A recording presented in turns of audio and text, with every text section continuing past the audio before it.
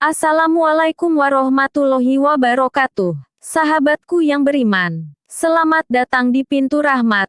Pastikan Anda sudah subscribe channel ini, dan jangan lupa like, komen, dan share. Terima kasih. Sayyidatina Aisyah mempertanyakan ibadah-ibadah Nabi yang sedemikian aktif, baik di siang hari terlebih di malam hari. Kenapa engkau melakukan yang sedemikian itu? Bukankah engkau adalah Nabi dan Rasul pilihan Allah yang dijamin masuk surga? Nabi menjawab dengan jawaban pendek, tapi padat arti, afalam akuna, abdan syakuran. Tidakkah aku sebagai hamba yang bersyukur?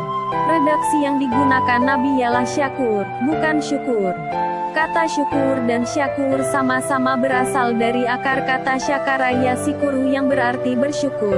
Syukur ialah mensyukuri segala nikmat yang Tuhan berikan kepada kita, seperti kesehatan, rezeki, jabatan, keturunan, dan keluarga yang sakinah. Sedangkan syakur ialah mensyukuri segala sesuatu yang datang dari Tuhan, termasuk musibah, penderitaan, dan kekecewaan. Bersyukur terhadap berbagai nikmat Tuhan, syukur, ialah sesuatu yang biasa. Akan tapi, mensyukuri penderitaan, musibah, dan kekecewaan, syakur, itu luar biasa. Syukur banyak dilakukan orang, tapi syakur amat langka dilakukan orang, sebagaimana dikatakan dalam ayat, wa qalil min ibadi al-syakur, hanya sedikit sekali di antara hambaku yang mampu mencapai tingkat syakur. Quran Surat Saba, 34-13. Bersyukur dalam arti syakur banyak dipahami secara keliru. Banyak orang yang menyangka bersyukur ialah mengucapkan tahmid, alhamdulillah. Namun, sesungguhnya itu bukan syukur, melainkan hanya tahmid, memuji-muji Tuhan. Bersyukur ialah memberikan sebagian nikmat Tuhan kepada hambanya yang membutuhkannya. Misalnya, gaji kita dinaikkan atau kita memperoleh keuntungan usaha dagang, maka cara mensyukurinya kita harus mengeluarkan zakat, infak, dan sedekah kepada orang-orang yang layak menerimanya, atau sebagaimana ditunjuk oleh syara. Bersyukur dalam arti syakur berarti bersabar menerima cobaan Tuhan dan tidak pernah salah paham terhadap Tuhan. Misalnya seseorang diuji dengan penyakit kronis, seperti diabetes atau gagal ginjal yang mengharuskan cuci darah berkali-kali seminggu. Tidak perlu mengutuk diri sendiri atau menyalahkan orang lain, bahkan menyalahkan Tuhan. Tapi justru harus sabar sambil menjalani pengobatan secara intensif.